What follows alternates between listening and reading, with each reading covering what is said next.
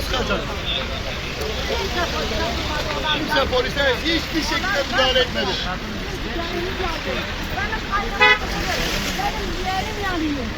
Sen de bu tarafa geç.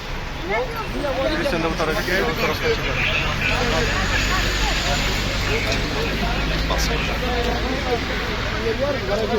Yeraltı yapın bu. Bu ne? Kenar mahalle olduğu için para alıyor. Ama 4 gün önce bir kız daha burada arabadaydı ya. muhtarı suçudur. Millet baba. Millet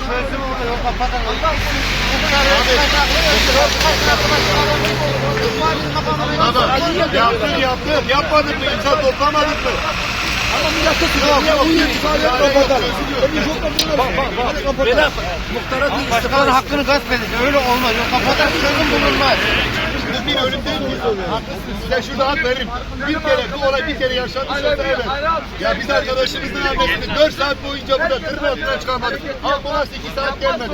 Şayet ambulans erken gelmiş olsaydı belki o kadın kurtulurdu. Bugünkü bir olay gibi ambulans erken gelseydi kurtulurdu. Ambulansı arıyorsun, ağrı soruları soruyor. Ulan soru soracağına bas gelsene oğlum.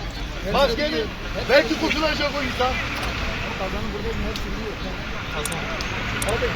Muhtar Ya Allah için.